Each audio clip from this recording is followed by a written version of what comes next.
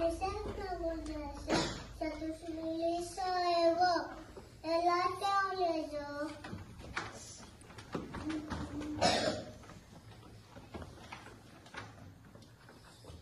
Μου είπε η Μαρία ότι την κορυδεύετε, πηγαίνει στα λίγα μαλλιά. Είναι σωστό να κορυδεύουμε. Όχι. Όλοι δεν έχουμε όλοι τα ίδια μαλλιά. Άλλοι έχουν σουλά μαλλιά, άλλοι έχουν κοντά μαλλιά. Μη σας ξανακούσα να κορυδεύετε. Πηγαίνετε να κάνετε δουλειά.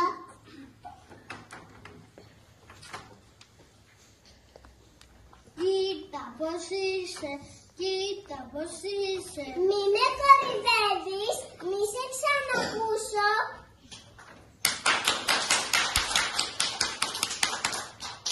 Συγγνώμη. Συγγνώμη.